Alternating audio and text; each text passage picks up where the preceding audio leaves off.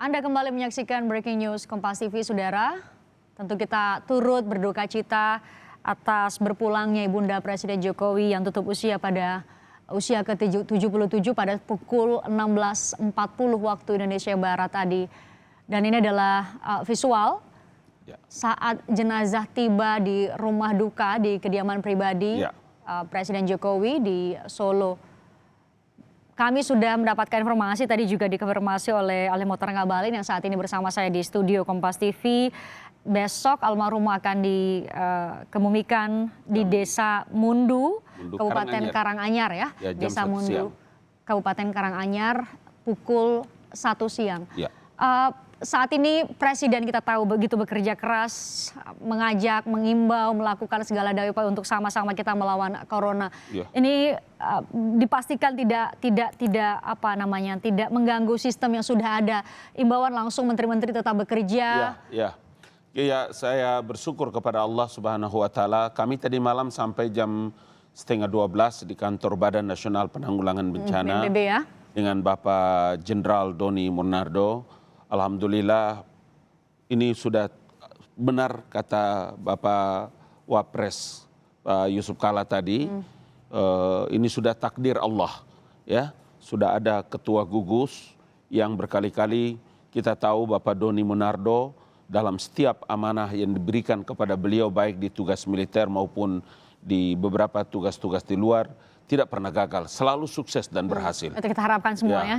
Kita doakan seperti itu. Karena itu saya percaya bahwa dengan perubahan dari Kepres nomor 7 ke nomor 9 dengan menambah beberapa posisi-posisi untuk membackup Pak Doni Monardo, dengan takdir Allah hari ini terjadi. Saya kira semua rakyat Indonesia ikhlas juga kalau Bapak Presiden sehari dua ada di Solo. Untuk itu dan insya Allah dengan gugus tugas yang ada yang dipimpin oleh Bapak Doni akan berjalan terus, sistemnya sudah ada, mekanismenya sudah ada, semua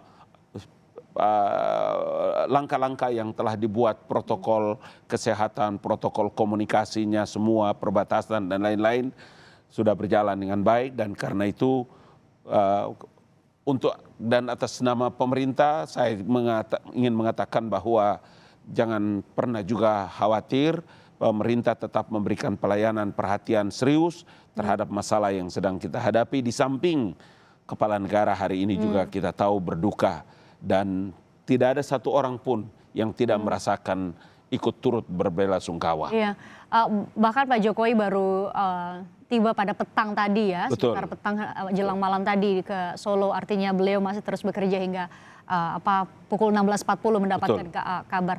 Ini visual yang kami dapatkan saat Presiden Jokowi tiba di rumah sakit ya.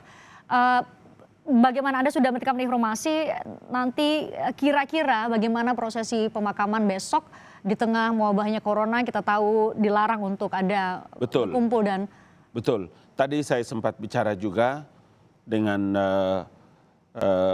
Sekretaris Bapak Presiden bahwa apa yang menjadi protokol terkait dengan social distancingnya, kemudian physical juga distancing hari ini, mau dan tidak mau itu tetap.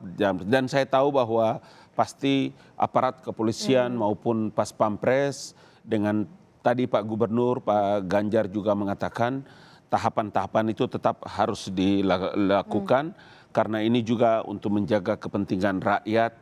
Dan kita tahu Solo sendiri kan lumayan menjadi ada beberapa tempat masuk wilayah merah. Dan saya kira protokol ini tidak bisa dilanggar dan ini menjadi prinsip yang ditetapkan sebagai KLB ya, kejadian luar biasa kalau di Solo. Pak Ngabalin, bagaimana setidaknya publik melihat Pak Jokowi itu tampil di TV, memberikan press conference sangat intens hari-hari ini, bahkan mungkin lebih dari 2 kali sehari.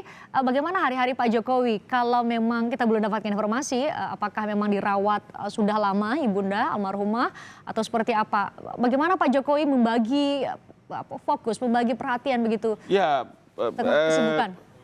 Saya kan kemarin ada bicara dengan Mbak Firly ya, Mbak Vi, kami panggil juga Mbak Vi yang selalu ada dampingi yang juga ada di situ menyampaikan tentang artinya dua hal. Hal yang pertama prioritas. Mungkin juga karena Bapak Presiden tahu bahwa situasi memang ibu sedang sakit, tetapi situasi negara menjadi prioritas, menjadi penting. Ya, paling tidak mungkin iringi dengan doa. Saya percaya banget bahwa karena situasi bangsa dan negara, maka Bapak Presiden memprioritaskan pelayanan kepada rakyat Indonesia. Tapi ya apa mau dikata ya, ini takdir Tuhan hari ini. Allah Subhanahu wa taala mentakdirkan lain seperti yang tadi disampaikan oleh Pak Yusuf Kalla, bahwa ini adalah takdir Allah. Dan saya percaya prinsip dan apa yang disampaikan oleh Bapak Presiden seperti bagaimana memimpin sidang kabinet melalui telekonferensi, kemudian melakukan rapat terbatas dan terus menerus. Ini tidak ada lain dan tidak ada bukan bahwa perhatian dan keseriusan pemerintah dan Bapak Presiden memimpin langsung. Saya sampai tadi malam itu sempat 2 kali ada komunikasi Bapak Presiden dengan Pak Doni. Ya, tapi karena Pak Doni begitu sibuk, Bapak Presiden bahkan bilang jangan ganggu, biar dulu beliau gitu. Jadi seperti inilah kira-kira suasana yang benar-benar menjadi perhatian dari Bapak Presiden dalam memberikan pelayanan kepada rakyat. Perhatian penuh yang diberikan ya. Kami mendapatkan visual, kita putarkan kembali visual tadi terkini yang kami dapatkan. Wartawan diminta untuk menjauh, tampaknya diperketat Pak Ngabalin. Ini beberapa ratus meter dari kediaman Pak Jokowi. Tadi kami sempat mendapatkan visual saat kita berbincang Pak Ngabalin. Jadi pintu yang saat ini Anda lihat masih bisa dilalui, atau jalan yang Anda lihat masih bisa dilalui oleh mobil-mobil tadi sudah sempat ditutup dan wartawan diminta untuk agak menjauh. Mungkin ini bagian dari pengamanan karena tentu orang nomor 1 di negeri ini berada di situ. Ya, kita memahami itu. Anda katakan tadi tentu rakyat Indonesia akan sangat memahami kalau Pak Jokowi 1-2 hari ada di Solo.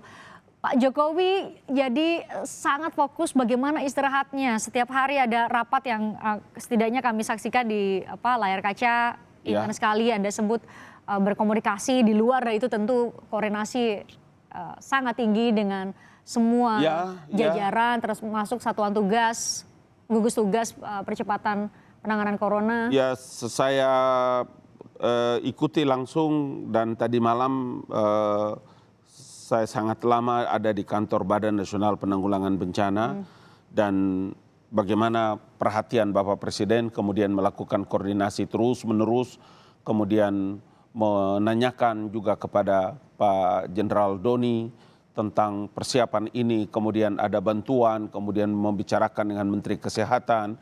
Tadi malam juga saya mendapatkan kabar tentang rapat dengar pendapat atau rapat Komisi 9 dengan Menteri Kesehatan, dengan Kepala Badan Nasional Penanggulangan Bencana, dengan jadi maksud saya dari day to day, waktu ke waktu, setiap jam, setiap menit, itu menjadi perhatian dari Bapak Presiden. Karena wabah ini kan wabah yang mengancam bangsa dan negara. Kita punya musuh, kita sedang berperang. Maka prioritas yang dihadapi oleh Bapak Presiden adalah memberikan pelayanan kepada bangsa dan negara, kemudian menanyakan tentang kondisi, koordinasi, rapat yang telah dilakukan. Dan bisa jadi itu membuat situasi yang bagaimana komunikasi ke Solo.